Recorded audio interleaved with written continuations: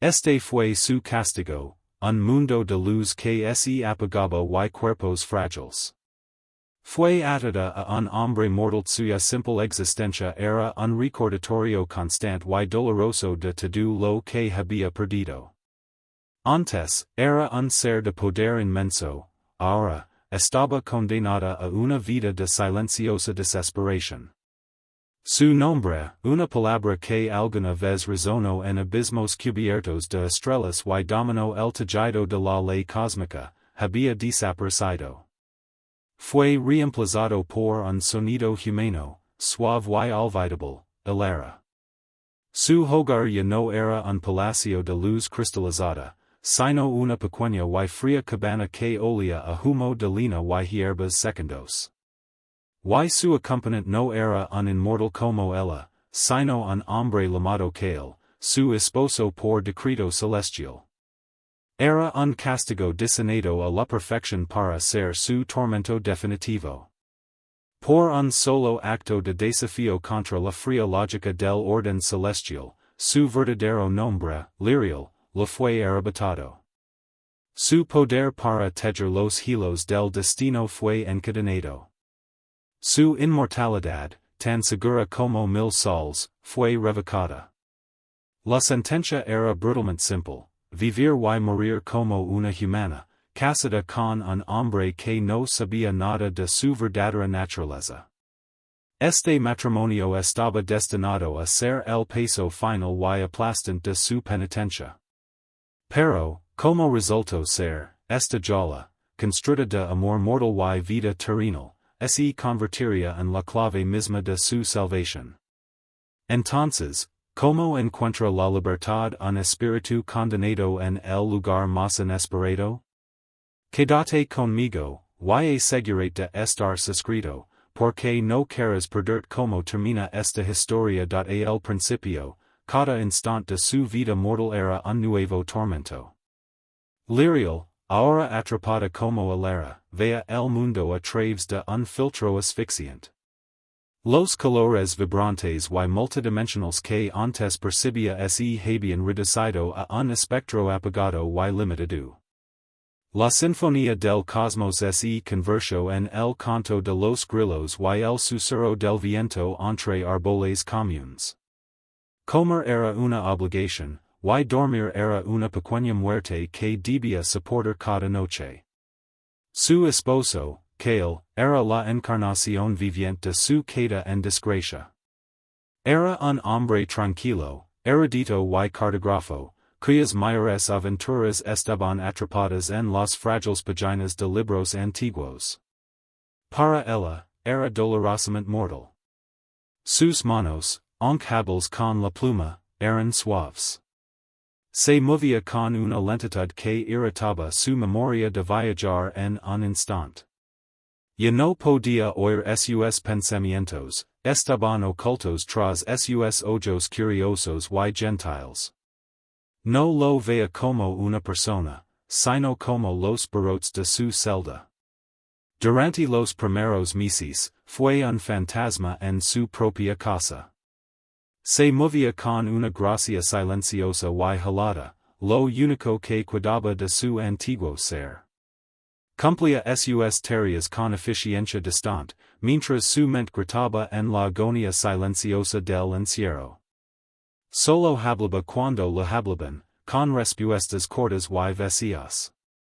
Era como una estatua de mármol en el corazón de su hogar, hermosa, fría y inalcanzable.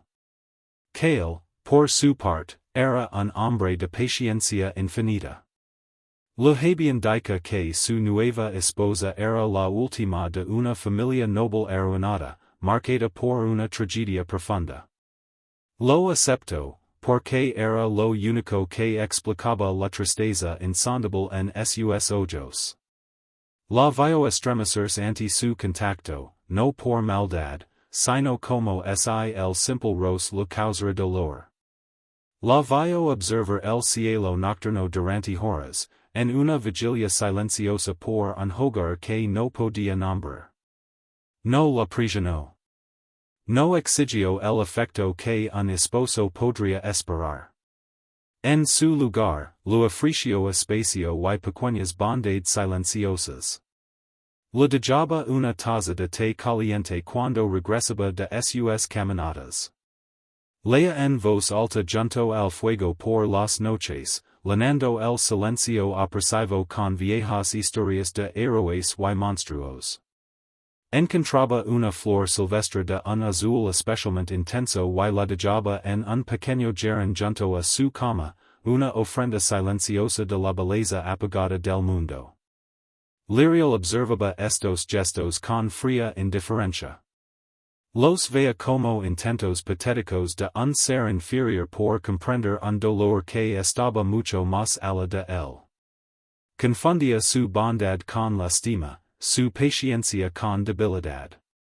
En su arrogancia, creía que él era demasiado simple para entender lo que ella había perdido.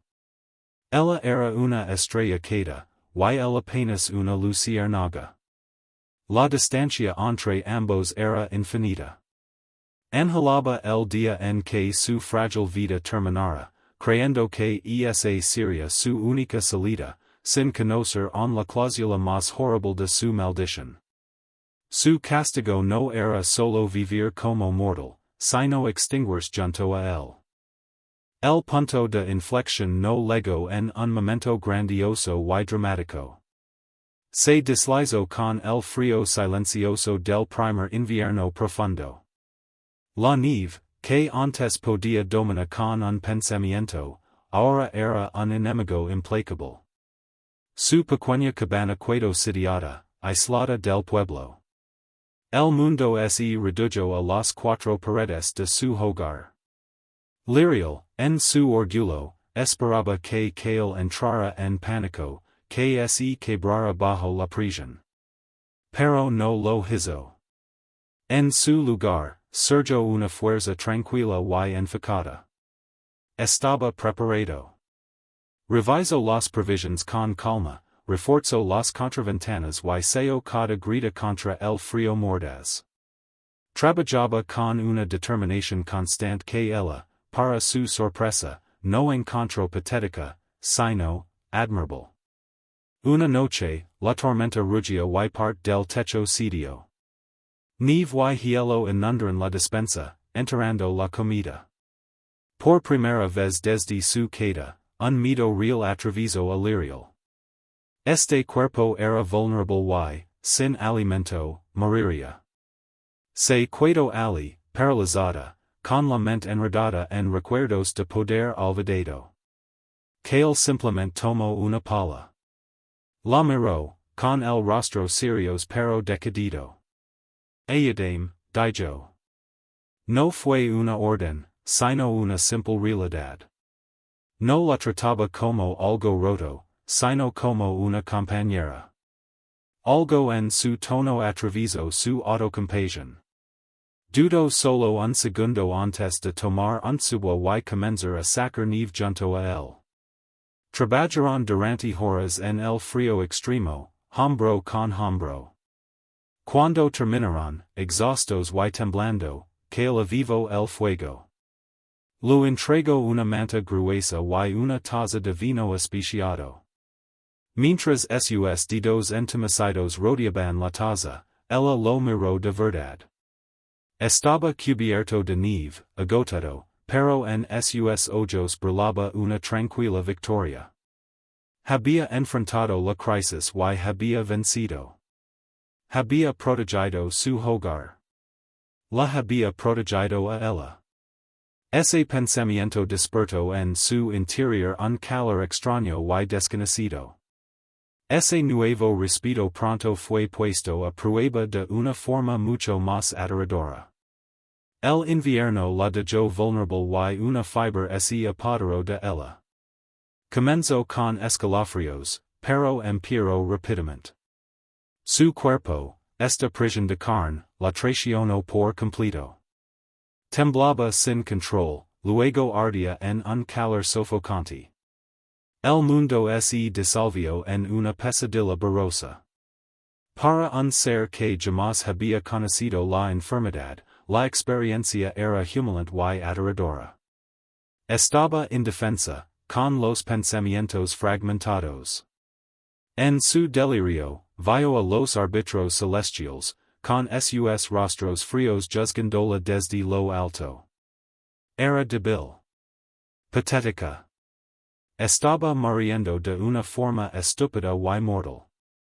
A través de la neblina del dolor, que fue una presencia constante. Nunca parecía dormir. Le humedecía la frente con panos fríos. Preparaba amargos remedios de hierbas, persuadiéndola para que los bebiera. Le sostenía la mano cuando los escalofríos eran insoportables, su calor como un ancla en la tormenta. Le hablaba en voz baja y calmada, contando historias sencillas de sus libros, relatos de espíritus del jardín testarudos y criaturas del bosque leales. Una noche, en el punto más alto de la fiebre, despertó y lo encontró dormido en la silla junto a su cama, con un libro quedó en su regazo. Una sola vela iluminaba suavemente la habitación. Su rostro, dormido, era abierto y bondadoso. Y en ese instante, lo comprendió con una claridad abrumadora, él no era su carcelero. Era su guardián. Estaba luchando por su vida con cada gramo de su fuerza mortal, sin saber quién era ella en realidad. Estaba luchando por Hilera. Una sola lágrima caliente, la primera que derramaba en esta vida, recorrió su mejilla. No era una lágrima por el poder perdido, sino por algo completamente distinto, algo nuevo, aterrador y profundamente humano. Cuando la fiebre finalmente cedió días después, despertó en la quietud de la cabana. Kale estaba a su lado, con una sonrisa de alivio en su rostro cansado. Bienvenida de vuelta, Hilera, dijo en voz baja. Ella lo miró, de verdad lo miró, por primera vez. Y por primera vez, no vio a un ser inferior. Vio a un hombre. Vio a Kale. Su recuperación fue lenta, pero la atmósfera en la cabana había cambiado por completo. El silencio helado fue reemplazado por una calma cautelosa que permitía conversación. A medida que recuperaba fuerzas, Kale lo leía, y esta vez, ella realmente escuchaba. Leía de su colección de folclore, relatos de dioses caídos de las estrellas y espíritus atados a la tierra por amor o por una maldición. Una tarde, leyó una leyenda fragmentada de un libro casi desmoronado. Hablaba de una tejedora de destinos, expulsada de los cielos de cristal, por un acto de compasión prohibida. La leyenda decía que aquel ser fue atado a una forma humana y a un lineage mortal, con su luz oculta, esperando un acto de gracia mortal que rompiera la cadena celestial. Mientras leía, Liriel sintió un impacto recorrer su cuerpo. La historia estaba distorsionada por el tiempo, pero era inconfundiblemente la suya. Observó el rostro de Kale, su seno fruncido por la concentración. No tenía idea de que estaba leyendo su propia biografía. Y es un concepto fascinante, reflexionó él, alzando la vista. Ser castigada por bondad. Parece cruel. La historia está incompleta, por supuesto. Nunca explica cuál es ese acto de gracia mortal. Probablemente si solo una fantasía poética. Tal vez, susurró ella. Fue la primera vez que habló voluntariamente con él sobre su trabajo.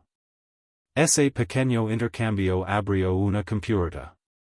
Kale, emocionado por su interés, comenzó a compartir más de sus investigaciones. Desenrolló mapas antiguos, mostrando ruinas olvidadas y líneas ley. Habló de alineaciones celestiales y lenguajes perdidos. Y entonces descubrió algo asombroso, ella era una prodigio. Lea cartas estelares como si fueran libros ilustrados y sabía instintivamente la forma de una costa faltante en un mapa. A veces corrigia la pronunciación de un dialecto antiguo, y luego guardaba silencio, confundida de como sabía aquella palabra. Que él no era ningún tonto. Era un erudito, entrenado para reconocer patrones. Comenzó a notar otras cosas, la marca en espiral, casi invisible, en su muñeca, que a veces brillaba con una luz platita. El hecho de que jamás hablara de un pasado o una familia. Su tristeza profunda no era solo duelo por alguien perdido, era el dolor de alguien que estaba perdida. Inició una nueva línea de investigación en secreto. Cruzó la leyenda de la tejedora de destinos, con otros mitos, buscando referencias a castigos celestiales o seres caídos de las estrellas. Los países comenzaron a encajar, formando una imagen tan imposible que cualquier persona sensata la habría descartado.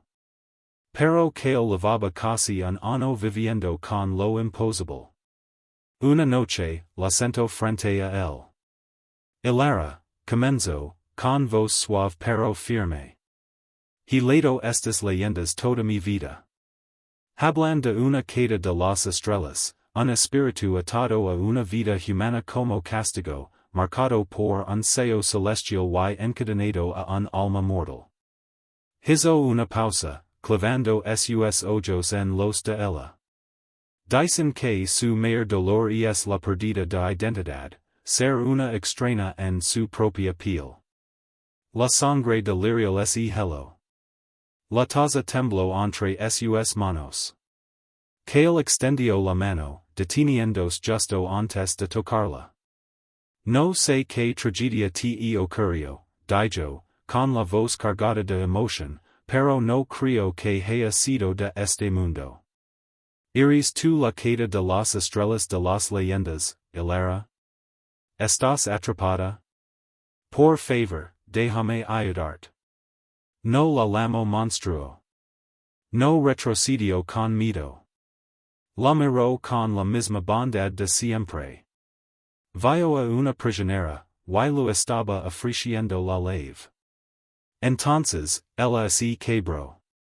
El dique de su silencio, su orgullo y su dolor se rompió. La historia brotó primero en susurros, luego en un torrente de palabras en la antigua lengua celestial. Le dijo su verdadero nombre, Lirial. Le habló de su poder. Y le confesó su crimen, había visto un pueblo de mortals destinado a ser destruido por un deslizamiento de rocas. Los árbitros lo llamaron equilibrio.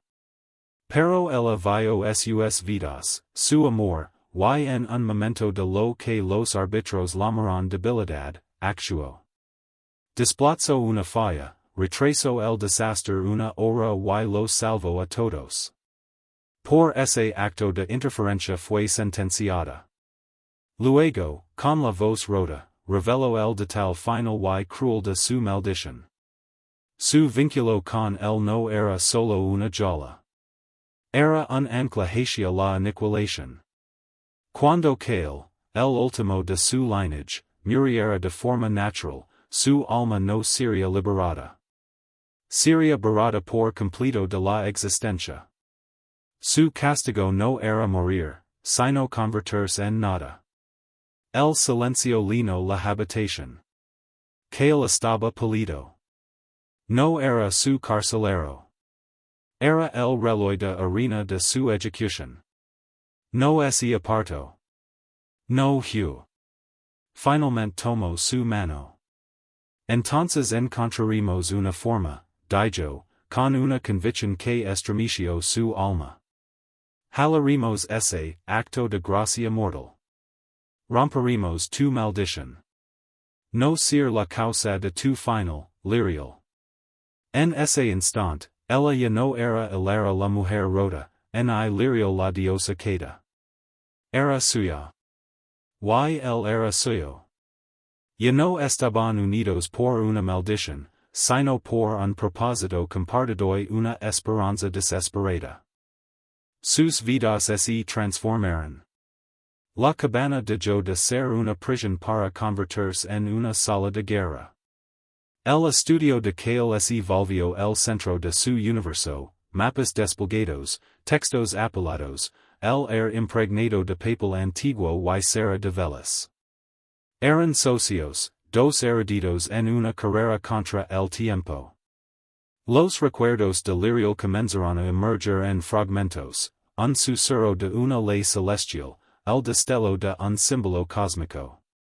Kale buscaba esos países en sus libros, conectando referencias oscuras con las verdades incompletas de ella.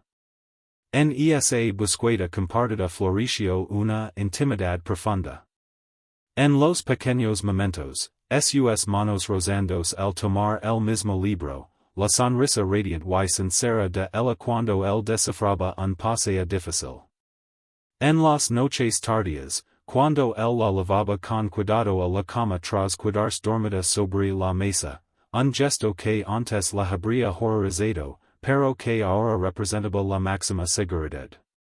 Él se enamoró de la mente brillante y feroz delirial, la que desafió a los dioses por salvar mortals. Ella se enamoró del corazón firme y bondadoso de Kale, el hombre dispuesto a desafiar al destino para salvar un alma inmortal. El matrimonio, antes su condena, se volvió real. Se volvió un refugio. Tras meses de trabajo incansable, lo encontraron.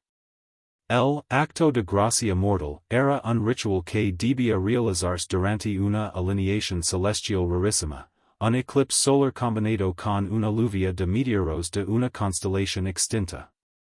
El evento ocurriría en pocas semanas. El ritual reflejaba su crimen de forma aterradora. Para romper la maldición, un mortal debía alterar voluntaria y permanentemente su propio destino por amor. Requiría un artefacto, la lágrima de Ethel, un fragmento de una estrella caída. Permitía que un mortal infundiera parte de su esencia vital en otro ser, creando un nuevo ancla para el alma. Al unir parte de su fuerza vital ilirial, que él podría anclar su alma mediante un acto de amor puro y desinteresado. Ese nuevo vínculo, nacido del libre albedrío, reemplazaría al antiguo y rompería el reclamo de los árbitros. Pero el precio era claro, no lo mataría, pero acortaría su vida. Kale alzó la vista del texto, sin una pizca de duda. El paso de la serpiente, dijo. Ali cayó la estrella de Ethel. Ali encontraremos la piedra. El corazón delirial se encogió. Kale, el precio. El rozó la marca celestial de su muñeca. Que son unos pocos años, susurró, comparados con una eternidad. Tu desafiaron los cielos por extraños. ¿Cómo podría hacer menos por la mujer que amo? El viaje fue peligroso, pero lo enfrentaron juntos. Él los guió con sus mapas, ella percibía los peligros antes de que surgieran. En el centro de las ruinas, en un cráter, yacía una piedra negra y lisa que parecía beberse la luz, la lágrima de Ethel. Cuando Kale la tomó, guardianes espectrales emergieron del suelo. Lirial alzó un escudo brillante, un eco débil de su antigua magia. Kale, ahora. Gritó. El cielo comenzó a oscurecerse con el eclipse. Kale sostuvo la piedra entre ambos. Yo, Kale, por mi propia voluntad, declaro, ofrezco parte de mi vida, mi tiempo y mi alma como ancla para el espíritu delirial. Que este acto de amor sea la gracia que rompa la cadena. Que ella sea libre. La agonía y el éxtasis la atravesaron. La piedra estalló en luz.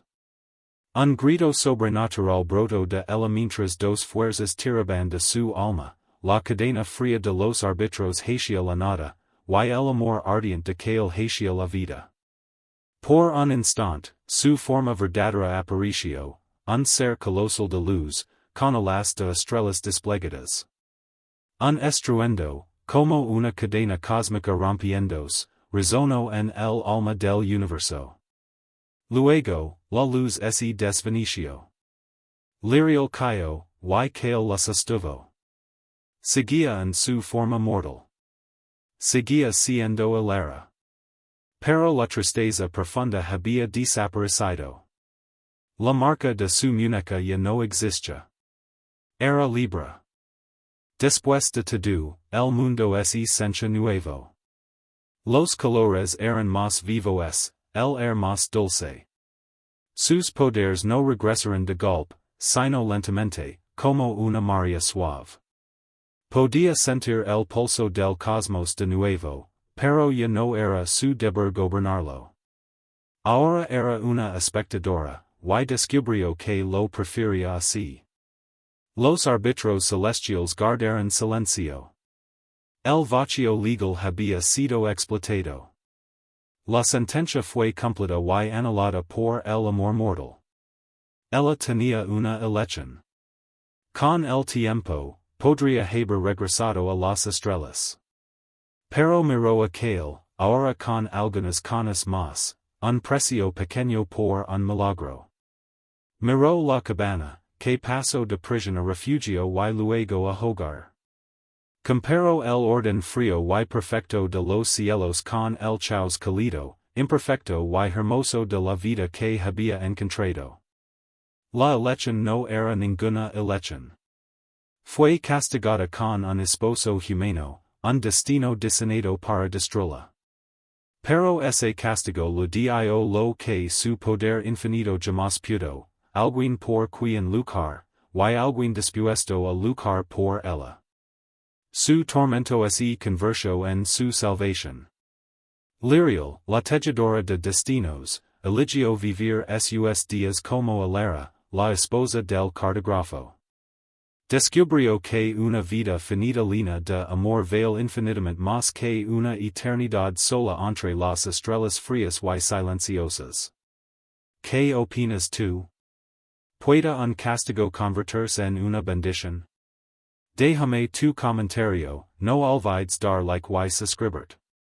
Gracias por mirar. Fin del guión.